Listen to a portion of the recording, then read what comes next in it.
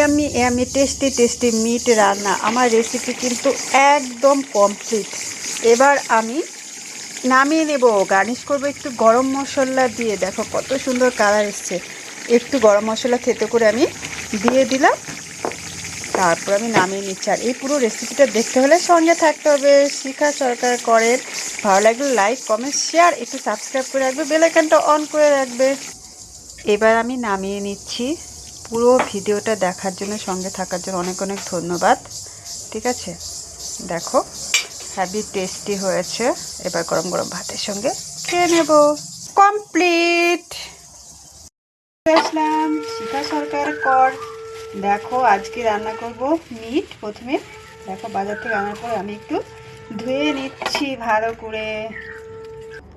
এবার হলুদ লবণ তেল দিয়ে একটু ম্যারিনেট করে রেখে দেবো, ভালো করে মেখে কিছুক্ষণ ঢাকা দিয়ে রাখবো।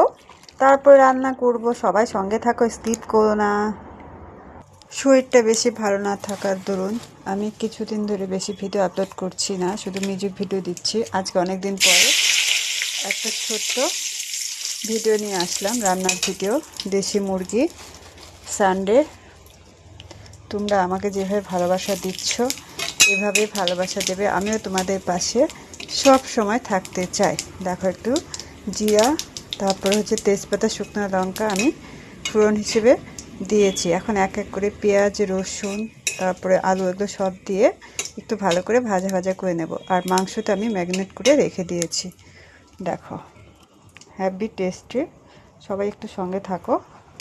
রসুন, পেঁয়াজ, কাঁচা লঙ্কা এগুলো দিয়ে একটু ভাজা ভাজা করে নেবো বাদামি কালারে। আর আমি জিরা পেস্ট আর লঙ্কা পেস্টের সাথে আদা দিয়ে দিয়েছি। ঠিক আছে, একটু ভাজা ভাজা হয়ে গেলে আমি আলুটাও একটু দিয়ে দেব। আলু আর এক্সট্রা আমি ভাজবো না। দেখো ভাজা ভাজা হয়ে গেছে। এবার আমি আলুগুলো দিয়ে দিচ্ছি।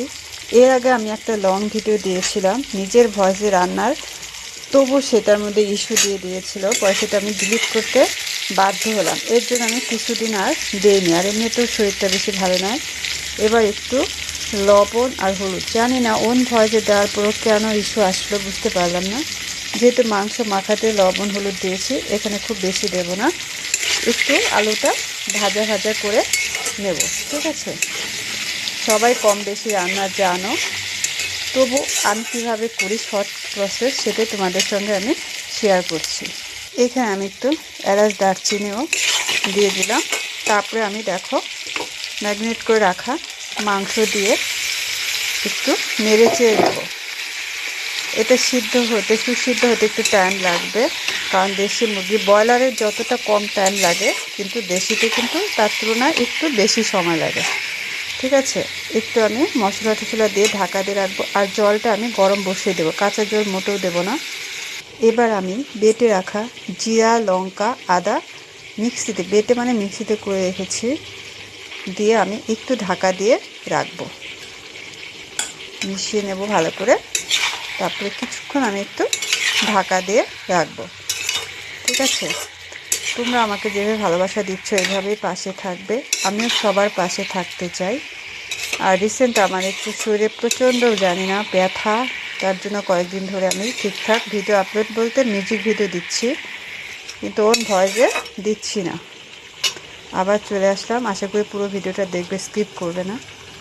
এবার মাংসের জন্য ইন্ডাকশান একটু গরম জল বসিয়ে দিলাম। মুসুরি ডাল ভিজিয়ে রেখেছি, এটা দিয়ে আমি পেঁয়াজি করব। হ্যাভি টেস্ট লাগে কিন্তু খেতে, গরম গরম ভাতের সঙ্গে ডাল থাকলে আর কিচ্ছু লাগে না। এবার আমি কেটে রাখা টমেটোগুলো দিয়ে দিচ্ছি, দিয়ে একটু নাড়াচাড়া দিয়ে। আমরা অ্যাকচুয়ালি কাঁচা লঙ্কা দিয়ে খেয়ে থাকি, তাই কালার সেরকম আসবে না, কিন্তু টেস্ট কিন্তু একই রকমই হবে। জল গরম হয়ে গেছে, নামিয়ে অবশেষে আমি গরম করে রাখা জলটা দিয়ে একটু ঢাকা দিয়ে দেব।